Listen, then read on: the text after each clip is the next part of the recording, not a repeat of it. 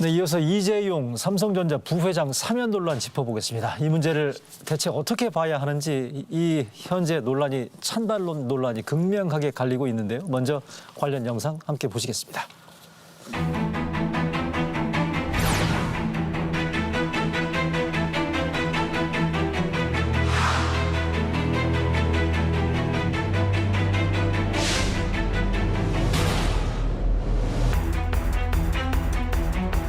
삼성그룹에 대한 배려 조치가 있어야 되지 않느냐는 목소리가 여기저기서 나오는 건 알고 있습니다. 그래서 그분들이 지금 갖고 있는 또 그런 문제들을 잘 정리해서 대통령께 전달드리겠습니다.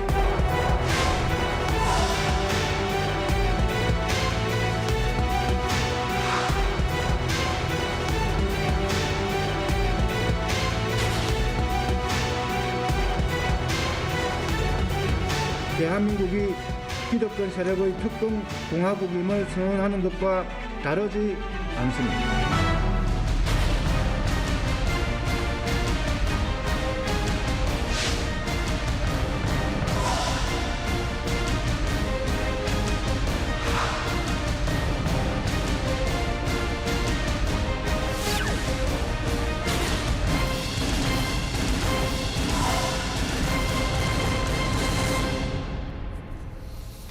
네, 이재용 삼성전자 부회장 사면 논란 먼저 짚어보겠습니다. 두 분 전문가 모셨습니다. 박상인 서울대 행정대학원 교수 모셨습니다. 안녕하세요. 네, 안녕하세요. 반갑습니다. 네, 이어서 최승노 자유기업원장 나와주셨습니다. 반갑습니다. 네, 안녕하세요. 네, 반갑습니다. 먼저 두 분한테 삼성전자 이재용 부회장 사면해야 한다, 사면하면 안 된다. 먼저 찬반 입장부터 간단하게 듣겠습니다. 먼저 사면해야 된다라는 얘기죠? 네, 그렇습니다. 네, 최승노 원장님 필요합니다. 간단하게.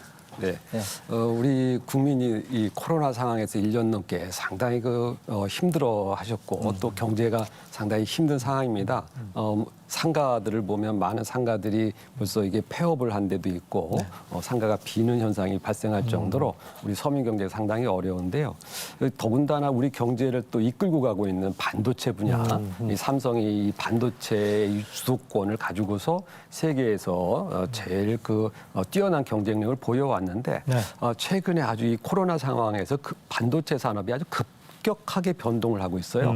이런 위기 상황이 지금 발생하고 있기 때문에 이러한 삼성에서의 이 방향키를 갖고 있고 실질적으로 현장에서 그 업무를 진두지휘할 수 있는 사람, 그 사람이 바로 이제 이재용 부회장인데 이분이 지금 감옥에 있다라는 것은 결정적으로 삼성이 앞으로 미래에 있어서 큰 결정을 해야 되는 이러한 격동기의 상황에서는 다시 현장에 복귀하는 것이 필요하지 않느냐 이런 차원에서 사면의 필요성을 말씀드렸습니다. 그럼 반대로 이재용 부회장에 대한 사면 불가론 박상인 교수님. 네, 이재용 부회장 사면에 대해서 사회적 편익과 사회적 비용을 한번 생각해 볼 필요가 있습니다. 최 원장님께서 지금 편익 부분을 말씀을 하셨는데 사실상 편익이라고 할 수 없는, 제가 보기엔 사면이 되었다고 하더라도 자영업 지금 어려워지는 거 달라질 거 없습니다. 그건 정부가 정책적으로 해결해야 될 문제지 삼성의 회장이 또는 부회장이 할 수 있는 문제가 아니고요. 반도체 문제 저 조금 이따가 자세히 말씀드리겠습니다만은 이게 일개 개인이 사면이 되고 안 되고 해서 달라질 문제가 아니다라는 거 말씀을 드리고요. 이재용 부회장이 한 1년 감옥에 있을 동안에 삼성전자 실적 굉장히 좋았습니다. 그리고 삼성전자 사상 최대 M&A 하만 인수도 성사를 시켰고요. 또 삼성은 글로벌 기업입니다. 이런 글로벌 기업이 한 사람의 경영자에 의해서 좌지우지된다는 거, 이건 상식적으로 맞지 않고요. 그동안의 삼성이 지금까지 자기들은 전문 경영인 체제라고 말한 것과도 모순되는 이야기를 지금 하고 있는 것입니다. 근데 편익은 크지 않고요. 비용을 말씀을 드리면 법의 지배라는 기본적인 원칙이 무너지는 것입니다. 법의 지배가 무너진다는 것은 궁극적으로 민주주의가 무너지는 것이고 시장 경제의 근본이 무너지는 것입니다. 이것이 가져올 장기적인 폐해는 매우 크다. 그래서 비교가 안 되는 사실, 사회적 편익과 비용을 생각하면 비교가 안 된다 저는 생각이 합니다. 네, 일단 두 분의 사면 불가피론하고 사면 불가론 일단 들어봤네요. 자, 시청자분들이 이해를 돕기 위해서 현재 사면 논란의 중심에 있는 이재용 삼성전자 부회장이 어떤 상태인지를 보여드리겠습니다. 현재 수감 중이죠. 2017년에 구속이 됐습니다. 징역 5년을 선고받았는데 2021년 올해 1월에 파기환송심에서 징역 2년 6월 선고되고 현재 수감 중이고요. 만기 출소가 내년 7월로 예정돼 있습니다. 혐의는요.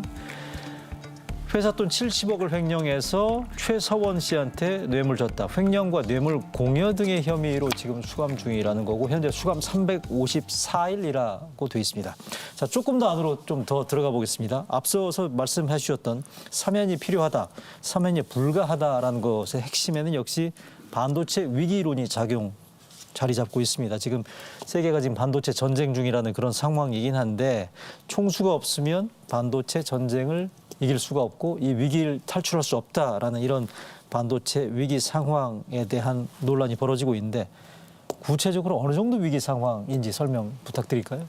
네, 이 코로나가 세계를 바꿔놨습니다. 네. 그래서 이 반도체도 급격하게 격전 상황으로 들어가게 됐는데요. 이 뭐냐면은 이 새로운 투자를 해야 되는 시기가 옵니다. 그게 뭐냐면은 지금 반도체가 호황을 누리고 있지 않습니까? 네. 왜냐하면 이제 온라인 쇼핑도 하고 컴퓨터 수요가 늘어나고 모바일 수요가 늘어나고 폭발적인 수요가 늘어나면서 삼성이 아주 높은 성과를 내고 있는데 이것은 과거에 그만큼 준비를 해온 결과죠. 그런데 지금은 이 파운드리 시장이라고 하는 제조 시장에서의 새로운 단계로 나노 단계가 7단계, 7나노까지 올라갔지만 그 이후에 있어서의 집적 단계로 간다면은 현재 이 부분을 감당할 수 있는 기업이 전 세계 3개가 있습니다. 그래서 이 삼성, 대만의 TSMC, 여기가 이제 지금 아주 결정적으로 이 경합을 하고 있는 분야인데요. 네네. 이 인텔하고 같이 7나노급의 이러한 제조 공장을 만들 수 있는 기술 그리고 그 제조 공장을 운영할 수 있는 기술 이런 회사가 결국은 세계로 각축을 벌이다가 인텔조차도 더 이상은 어렵다. 이거를 삼성이나 TSMC나 이렇게 다시 하청을 주는 정도로 상당히 이제는 그 한계에 와 있는 것이죠. 이 단계에서 새로운 공장을 또 추가적으로 건설하겠다고 하는 이 강력한 그 경쟁 구도가 지금 만들어지고 있어요. 네네. 그래서 이 과정에서의 그 공장은 규모의 경제를 갖고 있습니다. 왜 그러냐면 이 나노급이 올라가면 올라갈수록 이 지적 회로에 대한 그 규모의 경제가 있고 이 단위 시설 투자가 과거에는 뭐 라인 하나 까는데 1조 원 정도가 들었다면 그런데, 지금은 뭐 3조 거기다 29조 이렇게 엄청난 규모로 금액이 커지거든요. 네네. 이 부분은 그냥 결정할 수 있는 사안이 아닙니다. 아하. 그래서 과거에 우리가 이제 하만이라고 하는 회사를 삼성이 이제 인수를 한 적이 있는데 네네. 이러한 결정적인 인수나 통합이라든가 투자의 결정은 총수가 직접 현장에서 지휘하지 않으면은 제대로 될 수가 없는 사안이죠. 자, 이것을 과거에 뭐 시스템이니까 전문 경영 시스템이 왜 장착이 안 됐냐 하는데 삼성은 그것이 이미 충분히 작동하고 있는 회사입니다. 그래서 전문 경영 시스템은 작동하고 있다. 하지만 그 역할이 다르다는 것을 알 수가 있어요. 그래서 네, 전문 경영이 정리해 아마 주시고요. 네. 현장에서 뛰는 분인데 그 현장에서 이재용 부회장이 뛰어야 된다고 말씀하셔서 제가 좀 헷갈립니다. 또 하나는 하만 인수한 거 이재용 부회장이 2017년에 1년 동안 수감할 때 하만 인수가 이루어졌습니다. 근데 그때도 최근에 하만 실적이 별로 안 실적 좋다고 별로 안 나오던데. 좋죠. 네. 근데 하만 인수 전 작업은 물론 수감 전에 이루어졌고요. 결정적인 인수는 수감 중에 이루어졌습니다. 그때도 하만 인수 무산된다고 해서 법적 수감된 상태를 풀어줘야 된다는 여론을 막 조성하고 있었죠. 자, 그리고 시스템 반도체 파운드리에 대한 투자 이미 133조 정도 투자하겠다는 계획을 이미 삼성이 작년부터 세웠습니다. 네. 자, 그것도 착실히 하면 될 문제고요. 제가 반도체 문제 관련해서 조금 정확한 이해가 좀 필요하다는 말씀을 꼭 드리고 싶어요. 이것을 너무 섞어서 네. 선동적인 이야기들 자꾸 하시는데요. 자, 우리 반도체는 메모리하고 비메모리가 있습니다. 삼성은 메모리 반도체 최강자입니다. 그리고 메모리 반도체 부분이 지금 문제가 있는 건 아닙니다. 예를 들어서 지금 반도체 공급망 문제가 생기다고 하는 것은 자동차에 들어가는 반도체, 이거 이른바 비메모리 반도체 중에 하나고요. 네. 이건 비메모리 중에서도 아주 고도의 파운드리 기술이 필요한 부분도 아닙니다. 이 일시적인 공급망의 차질이 지금 생겨서 생기는 문제고요. 그리고 미중 간의 반도체 둘러싼 패권 전쟁이 일어나면서 삼성이라든지 TSMC를 미국에 투자하라는 압력을 굉장히 받고 있습니다. 이것이 이재용 부회장 있고 없고 해결하고 안 하고의 문제가 아닙니다. 그런가요? 이것은 미중 간의 문제 그리고 한국 정부가 미중 간에서 우리의 공간을 얼마나 확보할 것인가라는 문제입니다. 물론 한국 정부가 최근에 삼성이나 하이닉스 반도체 투자를 한국에 더 유치하기 위해서 세제 지원을 주겠다는 이야기까지 지금 네네. 하고 있죠. 그럼에도 불구하고 대부분의 공장이라든지 건설에 대한 계획은 이미 세워져 있습니다. 하이닉스도 포함해서. 자, 그럼 파운드리 부분 말씀하신 거는 시스템 반도체입니다. 삼성전자가 시스템 반도체를 하겠다고 20년 전부터 계속 했는데 아직까지 제대로 못하고 있어요. 그 이유는 시스템 반도체에 대한 투자를 안 해서가 아닙니다. 이유는 뭐냐면 대만의 TSMC 같은 경우에 시스템 반도체는 전형적으로 네. 생산과 설계가 분리되어 있는 수직 계열화되지 않은 산업 구조입니다. 그런데 삼성은 계속해서 이것도 메모리 반도체처럼 설계 생산을 같이 하겠다고 고집을 하고 있어요. 네. 그러다 보니 또 우리 만연한 기술 탈취 문제 때문에 설계 업체들이 삼성에게 주는 것을 굉장히 꺼려하고 있어요. 지금까지. 잠시만요. 근데 삼성이 우리 경제에서 차지하는 비중을 생각하게 되면 단순한 기업인 한 명의 뭐 사면 정도에 그칠 수 있는 이런 사안이 아니지 않습니까? 자, 네. 기업인 한 명의 사면이라고 제가 말씀을 드린 것은 네네. 삼성이라는 거대한 글로벌 기업의 의사결정이 네네. 과연 지금 합리적이고 네. 체계적이고 그리고 많은 사람들의 지혜를 통해서 이루어지는 것인지 한 사람의 어떤 경험이나 직관에 의해서 움직이는 건지 뭐 그거부터 삼성이 먼저 답해야 된다고 생각합니다. 저는 지금까지 들은 것은 삼성은 체계적이고 합리적인 의사결정 체계를 통해서 전문인 경영을 통해서 하고 최종적인 의사결정에서 대주주의 판단이 필요할 수도 있겠죠. 근데 그것이 감옥에서 지금까지 하만 같은 경우를 보더라도 충분히 이루어졌다고 제가 말씀을 드리는 그래요? 것이고요. 사면되고 나온다고 해서 크게 달라질 거 없다는 거고 또 하나는 이재용 부회장이 지금까지 보여준 경영 실적은 그다지 좋지가 않습니다. 이 삼성 실패했습니다. 그리고 갤럭시 이재용 폰이라고 만든 거 또 발화해버렸어요. 그리고 하만 지금 사상 최대의 M&A라고 이야기한 하만 말씀하신 네, 것처럼 예. 실적 그다지 좋지가 않습니다. 알겠습니다. 프루브된 이른바 입증된 경영자도 아닙니다. 그런데 이재용 부회장이 있어야만 된다고 이야기하는 것은 삼성 전문 경영인들을 너무 폄하하는 것이고 우리 정부를 너무 못 믿는 거 아닌가 저는 알겠습니다. 생각합니다. 자, 이거는 최승도 원장께서 반박해 주셔야 될 것 같은데요. 네, 그렇습니다. 우리 삼성의 실적이 어마어마한 것이 그냥 뭐 삼성 경영인만 잘했다라고 보시면 안 됩니다. 왜냐하면은 이 어떤 결정을 내리느냐, 어떤 방향을 가느냐라는 것에서 결정적인 역할을 해야 되는 사람이 있습니다.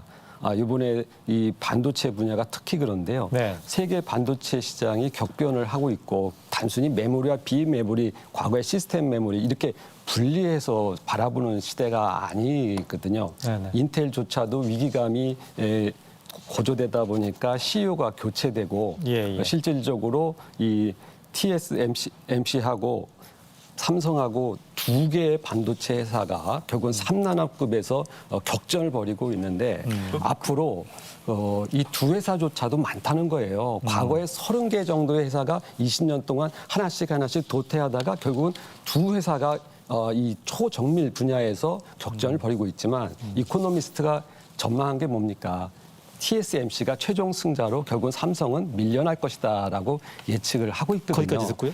이러한 위기 상황이라고 하는 것은 엄청난 변화를 지금 알겠습니다. 겪고 있다는 거예요. 최근 몇 달 사이에 TSMC의 시가총액이 엄청나게 늘어납니다. 그러니까 실제로 많은 투자자들이 삼성이 지금 결정적으로 밀리고 있다. 자, 지금 이 말씀하신 위기감을 부분은 말씀을 하고 이재용 있는 부회장이 거예요. 수감되기 이전에 이미 벌어지고 있었던 상황이고요. 제가 말씀드리고 싶은 것은 비메모리, 이른바 시스템 반도체 파운드리 산업에서 핵심적으로 중요한 것은 지금 삼성전자의 잘못된 경영 전략이었다는 거, 그리고 우리 정부가 지재권을 충분히 보호하는 즉 기술 탈취에 대한 충분한 보호를 주는 정책적인 실수였다. 그것을 못한 정책적인 실수가 크다. 그것을 바꾸는 것이 급선무라는 것이죠. 그것이 아니고 이재용 부회장이 감옥에 있고의 문제가 아니다라는 걸 제가 말씀드린 것입니다. 제가 반도체 문제의 심각성이나 다이나믹스에 대해서 지금 말씀을 반박을 하는 것이 아니고요. 그 문제가 우리가 직면하게 된 우리가 갖고 있는 문제의 근본 원인이 무엇이고 거기에 대한 해법이 무엇인가에 대해서 우리가 이성적으로 생각을 해야 된다는 거죠. 그러면 우리 교수님은 반도체 위기 상황이 분명히 격동 상황이다라는 것을 인정하시고 삼성이 시스템적으로 어떻게 접근하느냐에 대해서 말씀을 하시고 계신데 삼성에서의 이재용 부회장이라고 하는 오너십의 존재는 부인할 수가 없어요. 이것이 마치 없어도 새로운 변화를 충분히 자, 한번 포함할 수 예를 한번 있다라고 들어보세요. 말씀하시는데 예를 한번 그러면 이재용 부회장이나 아니면 우리 재벌 총수 중에서 부재했을 때 오너십의 부재 때문에 그 기업이라든지 한국 경제에 부정적인 영향이 있었던 사례를 한번 들어보십시오. 그동안 그 오너가 없었던 기업과 있었던 기업을 다 생각해 보시면 알겠지만 오너가 있던 상황에서 새로운 결정을 할 수가 자, 있었던 것입니다. 오너가 있는 기업들하고 없는 기업하고 비교하기는 어렵습니다. 일종의 그 크기들이 다른데 삼성그룹 안에서 생각을 해보십시오. 제가 외국인들에게 이런 이야기 질문을 자주 듣는데 만약에 정말 말씀하신 오너가 있기 때문에 잘 된다면은 삼성 계열사 60개 됩니다. 다 잘 돼야 돼요. 삼성전자를 제외한 삼성전자와 그 일군의 계열사를 제외한 나머지 삼성그룹의 계열사를 삼성후자라고 부릅니다. 잘 안 돼요. 전자 후자 얘기 말씀하시는 아니, 거죠? 그거는 이렇게 오너가 있고 안 거의 돼- 문제가 안 아닙니다. 되시는- 그리고 지금 잘안 되는 반도체 분야는 슈퍼사이클이 오고 이런 문제들이라든지 전반적인 산업 환경이라든지 기술 변화의 문제들이 훨씬 더 큰 것이지 오너가 있었으면 삼성 계열사 모든 게 60개가 잘 돼야죠. 삼성이 이거보다 더 어떻게 더 잘 될 줄 삼성 잘될 수가 계열사요. 있습니까? 삼성전자 네. 하나만 말씀하는 게 아니고 나머지 삼성 계열사 수익률을 한번 찾아보세요. 자, 여기까지 정리하겠습니다. 모든 사업이 다 잘 될 수는 없는 거예요. 알겠습니다. 모든 사업이 다 잘 될 수 없는 자, 것에 그러면 모든 사업 잘 될 수 없으면 할 수 있는 거 것만 하고 나머지는 풀어주는 게 맞겠죠. 왜 그런 결단을 안 내리나요? 아니 그런 그래서 오너가 그런 분야는 국가 경제를 생각하고 정말 회사를 생각하는 그런 결단을 내려야지 우리가 그 아니, 오너에 그것을 대해서 대신 그리고 지금 자꾸 결정하시려고 오너 안 드세요. 그러시는데요. 이재용 부회장이 삼성전자에 갖고 있는 주식은 2%도 안 자, 여기까지 됩니다. 정리하겠습니다. 잠시만요. 최대 주주인 걸 인정하셔야죠. 최대 주주 아닙니다. 최대 자, 주주는 잠시만요. 삼성 저희가 생명이고요, 물산이고 그리고 홍라희 여사 지분이 더 큽니다. 알겠습니다. 이재용 지금 삼성전자 부회장에 대한 사면 논란을 얘기하고 있는데 지분 얘기하고 최대 주주까지 나가는 거는 조금 많이 나간 것 같아서 잠시만요. 이게 지금 정치권에서도 논란이 되고 있는데 이 문제를 좀 다각도로 짚어봐야 되니까 최근에 그제였죠. 총리 인사청문회에서도 이 얘기들이 언급이 됐었는데 김부겸 총리 후보자 관련 발언 먼저 듣고 난 뒤에 조금 더 얘기를 나눠보겠습니다. 네. 이재용 씨 문제는 지금 현재 우리가 이른바 앞으로 미래 먹거리의 가장 핵심 키라고 할 수 있는 이 반도체 문제, 그래도 경쟁력 있는 삼성그룹에 대한 어떤 형태로든지 뭔가 배려 조치가 있어야 되지 않느냐는 목소리가 여기저기서 나오는 건 알고 있습니다. 그래서 그분들이 지금 갖고 있는 그런 어떤 상황 인식 또 그런 문제들을 잘 정리해서 대통령께 전달드리겠습니다. 네, 김부겸 총리 후보자가 시중의 여론을 잘 수집해서 대통령한테 전달을 하겠다라는 그런 발언들이 있었어요. 최근에 나오는 정치권 안팎의 사면 논란의 공통된 메시지는 하나로 귀결된다고 생각됩니다. 국민적 공감대가 필요하다라는 이런 부분들인데, 자, 최순우 원장님, 현재 국민적 공감대, 이 이슈에 대한 국민적 공감대가 어느 정도로 형성이 돼 있는 상태라고 보시는지? 저는 상당히 높은 상태라고 생각을 합니다. 이 정치하시는 분들 입장에서는 당연히 공감대가 필요하다. 국민의 공감을 얻어야만 이 사면이 정당성을 인정받을 수 있다는 차원에서 네. 충분히 그렇게 말씀하실 수 있는 사안이고 네. 지금은 국민들이 느끼고 있는 코로나 대책, 특히 마스크라든가 뭐 여러 가지 우리 백신 문제라든가 이런 분야에 있어서도 이재용 부회장에 대한 필요성을 계속 강도 높게 요구를 해오지 않습니까? 네네. 이런 부분을 인정하면서 우리 민주당 의원들 중에 여러분이 벌써 이 사면의 필요성을 아주 그것도 필요한 것이나 아주 적극적으로 강도 높게 필요하다라는 꼭 강조할 정도로 네. 필요성을 제기를 했어요. 네. 그리고 또 이 뭐 총리 후보자를 포함해서 또 그리고 유력한 대선 후보자들도 검토의 필요성을 또 이야기를 하고 있고 이런 부분들이 아마 또 앞으로도 이제 청와대에 의견이 전달되고 있는데 네네. 여러 다방면에 걸친 그런 국민의 공감대 포함해서 또 종교 6개 종단에서도 지도자들이 청와대 청원서를 제출할 정도로 네. 폭넓게 많은 이재용 부회장의 사면에 대한 인정은 받고 있다 이렇게 볼 수가 있습니다. 알겠습니다. 박상현 교수님, 그러면 이게 지금 정치권, 종교단체, 자치단체, 기업계에서도 지금 나란히 사면이 필요하다는 목소리를 내고 있거든요. 여권에서도 얘기가 나오고 있는데 이거에 대해서 어떻게 평가하세요? 이 삼성 재벌이 우리 사회에 미치는 영향력이 얼마나 큰가를 저는 보여주는 것이다. 네. 사명의 부당성이나 불필요성에 대한 의견들이 국민들에게 전달이 되지 않고 일반적인 사면에 대한 그 부풀러진 이야기들만 여론몰이한 결과가 아닌가라는 생각이 듭니다. 백신 말씀하셨는데 이재용 부회장이 나와서 백신을 가져온다. 정말 황당한 이야기죠. 이번에 보건복지부 장관이 화이자 백신 추가로 구입할 때 삼성그룹 통해서 한 거 아닙니다. 그리고 우리 경제 세계 10위 국가입니다. 이런 국가가 일개 기업인들에게 매달려가지고 네. 화이자 CEO를 만날 수 있다.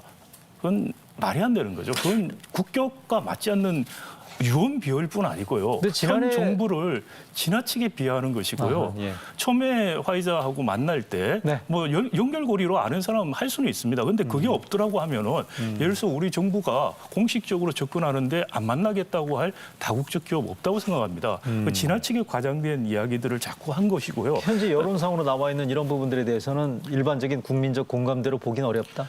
국민적 공감대로 좀 보기도 어려울 뿐 아니라 더 중요한 것은 네. 일방적인 여론몰이의 결과다라는 일반적인 생각이고요. 두 여론몰이. 번째는 이재용 부회장이 2년 6개월 받은 게 사실은 이미 사법 특혜를 받은 것입니다.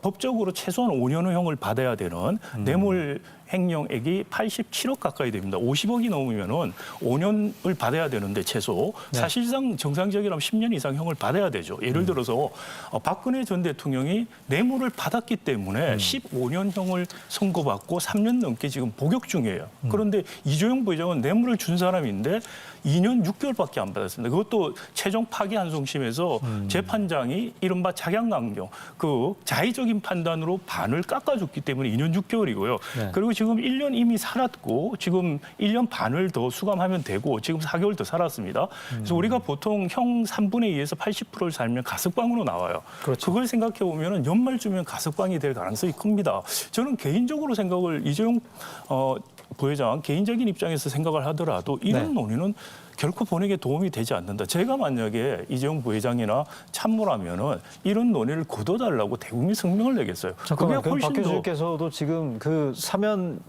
여부와 무관하게 네.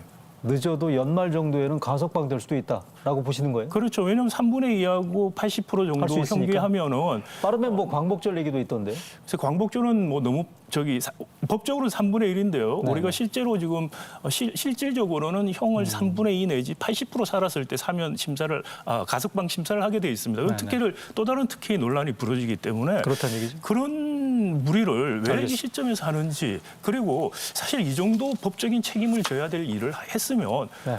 정말 삼성을 사랑하고 생각한다면 물러나야 됩니다. 그리고 정말 내 대신에 책임을 지고 하실 이분이 네네. 책임을 가지고 이끌어 주십시오라고 하고 저는 제 죗값을 달게 치르고 알겠습니다. 남아있는 재판에 집중하겠습니다라고 말하는 게 정말 삼성을 사랑하고 대한민국을 사랑하는 것입니다. 이렇게 불필요한 논쟁을 네네. 개인의 이익을 위해서 일으키는 것 자체가 정말 진정으로 반성하는가 저는 의심하지 않을 수 없다는 말을 꼭 알겠습니다. 드리고 저기- 싶습니다. 근데 네, 여기서 사면 논란. 그 우리가 조금 다시 생각해봐야 되는 것이 뭐냐면 마치 삼성이 이러한 여론을 주도한 것처럼 말씀하시는데 그런 것이 아닙니다. 이 국민들이 바보가 아니에요. 국민들이 바라보는 시각이라는 것은 어느 정도 이게 좀 너무 과한 처벌이 아니었느냐라는 생각도 있었을 뿐만 아니라 지금 삼성이 갖고 있는 위기감이 굉장히 높기 때문에 이럴 때는 정부가 국민의 마음을 안정시키고 이 위기를 극복하는 데 도움을 줄 수 있는 그런 네트워크를 가진 사람, 그리고 현장에서 지휘할 수 있는 사람을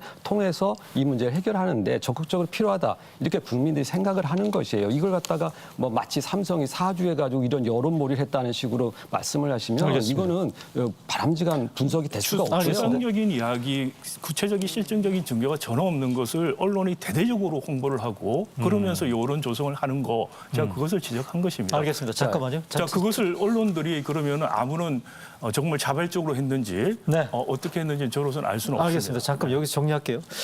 이게 지금 주어진 시간이 거의 다 돼서 마지막으로 짧게 이거 하나 여쭤보겠습니다. 지금 방금 말씀하신 것처럼 일방적 여론몰이가 아니라는 최승로 원장의 반박이 있으셨고요. 국민 여론과 관련해가지고 짚어볼 게 하나 더 있는 게 최근에 이건희 부회장 상속세하고 사회 환원 발표가 있지 않았습니까? 요거는 어떤 변수로 작용할 거로 보시는지 먼저 최승로 원장 짧게. 네. 네, 상속세가 무려 12조 원으로 그 계산이 됐습니다. 네. 근데 12조는 엄청난 금액이에요. 지난 그 스티브 잡스 사망 시 유족이 2011년도에 약 3조 4천억 네. 정도를 냈는데 보통 큰 금액이 아닙니다. 그리고 만약에 이재용 이건희 회장의 이러한 사망으로 인해서 만약에 다른 나라에서 이렇게 그 상속세를 냈다면 미국 같은 경우는 약 7조 원 정도가 되고요. 일본이 제일 많다고 하는데 10조 원 정도가 됩니다. 네네. 그러니까 물론 호주나 스웨덴은 한 푼도 안 냅니다. 근데 이 12조 원이 이렇게 과도하게 많았는데도 불구하고 12조는 당연히 내야 되는 거 아니겠습니까? 현행법상. 그래서 그 사면 단행한- 논란과는 어떤 영향이? 예, 관련이 그렇게 크지는 않습니다. 하지만 추가적으로 국민을 이렇게 가지고 있었던 미술품이라든가 이런 골동품을 상당히 그 사회에 기부하는 과정에서 네. 국민들이 상당히 그 공감을 하신 것 같아요. 할 거라고 보신다. 그래서 네, 그 알겠습니다. 부분은 이런 그 기여를 한다라는 것은 상당히 긍정적인 일이다라고 평가를 알겠습니다. 하시는 자, 박상현 보입니다. 교수께서 네. 30초 드리겠습니다. 12조 낸 거 저 뭐 좋게 생각합니다. 네네. 정상적인 일을 했다고 생각해요. 그리고 그렇지만 이것을 사면에 연계시키기 위해서 한 것이라면은 이것은 꼼수가 되는 것입니다. 알겠습니다. 스스로를 깎아내려는 일이고요. 제가 한 가지만 말씀을 드리고 싶은 짧게요. 것은 네. 이건희 회장이 이병철 회장한테 물려받을 때 상속증여세 181억 냈습니다. 네. 다 편법으로 탈세를 했습니다, 사실상. 정리해 자, 주십시오. 그리고 이재용 부회장이 삼성 에버랜드 SP 통해서 BW 사계 매입한 이후에 90년대 중반에 아버지한테 한 60억밖에 네, 물려받지 정리하겠습니다. 않았어요. 근데 그래서 정리해 일으킨 주십시오. 재산이 네. 7조가 넘습니다. 알겠습니다. 예, 이미 많은 혜택을 받았어요. 그래도 지금이라도 일반 월급쟁이처럼 정상적인 일을 네, 한 거는 네. 칭찬하고 싶습니다. 요거는 하여간 다음에 별도의 시간을 가지고 긴 호흡으로 한번 제대로 토론을 해봐야 될 그런 주제라는 생각이 드네요. 하여간 이게 제도권 방송에서는 이게 삼성 이재용 부회장 사면 논란을 처음으로 다룬 그런 자리였던 것 같은데 시청자분들의 판단이 무척 궁금해집니다. 오늘 두 분 말씀 잘 들었습니다. 네, 이뤄진 답 마치겠습니다. 시청해주신 여러분 고맙습니다. They will tell you you can't sleep alone in a strange place. Then they'll tell you you can't sleep with somebody else.